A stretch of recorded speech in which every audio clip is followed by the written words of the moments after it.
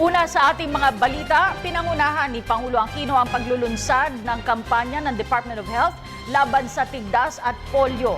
Layunin nitong mabigyan ng bakuna laban sa mga nasabing sakit ang mahigit sa 11 milyong mga bata. Ayon sa tala ng DOH, ang NCR ang may pinakamataas na kaso ng tigdas na umaabot sa mahigit 16,000. Dahil dito, nanawagan ng Pangulo sa publiko na suportahan at makiisa sa kampanya laban sa tigdas at polio. Mahigit 500 milyong piso naman ang inilaan ng pamahalaan para sa nasabing kampanya na magtatapos sa darating na Setyembre at 30. Si Haji Camino para sa detalye.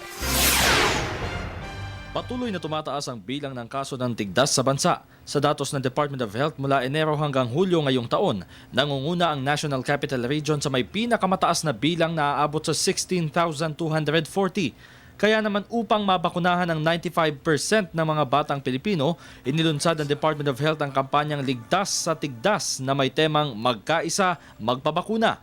Pinangunahan ni Pangulong Aquino ang paglulunsad ng naturang kampanya na naglalayong mabigyan ng measles rubella vaccine ang 11 milyong bata mula edad 9 na buwan hanggang 5 taon pababa at oral polio immunization naman para sa 13 milyong newborn babies hanggang 5 taon pababa.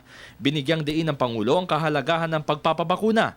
Matagal na po natin pinapaalala sa Department of Health at kaya tayo nagagalak na talagang tinupad nila itong ating mungkahi na imbis gamutin ang pasyente. Baka naman dapat ang tukuyin natin ay yung huwag magkasakit at hindi maging pasyente. Di ba? So ito nga ho ay mga pagbabakuna para mailayo sa kapahamakan madudulot kung tatamaan ng polio o pati ng measles lalo na kanyang mga komplikasyon. Ngayon, ang Department of Health po ay talagang nakagayak na at binigyan ng sapat na pondo para maipatupad yung hinahabol nga nating 95% na vaccination. Sa pinakita pong mapa kanina na Yusek Karin, may mga lugar na talagang sagad na, may mga lugar naman pong parang masasabi natin mababa ang nabakunahan. Maabot nga raw sa ibang lugar na below 50%. Gagawin ng DOH lahat na makakaya niya, pero siyempre kailangan tayo makipagtulungan sa lahat ng local government units at ang pinaka-importante po, yung mga magulang na siyang nag-aaruga at gumagabay sa kanilang mga anak.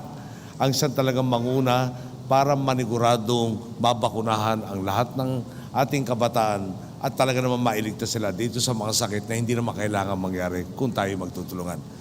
Nanawagan naman si Pangulong Aquino sa publiko na suportahan at makiisa sa pagpapakalat ng information campaign. Bibigyang pansin din ng ahensya ang polio immunization sa kabila ng pagiging polio-free ng bansa simula taong 2000.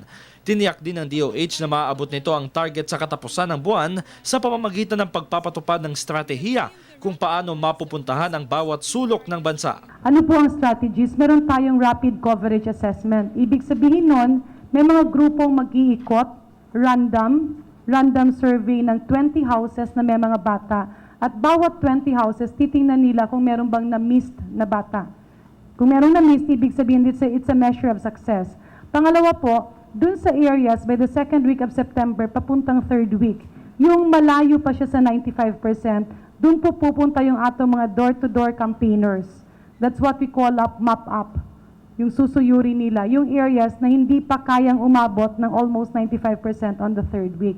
At pangatlo po, meron po tayong coordination with WHO, UNICEF, and CDC, and the Latter-day Saints, yung regular surveillance, continued surveillance, dun sa areas na may mga tao sila.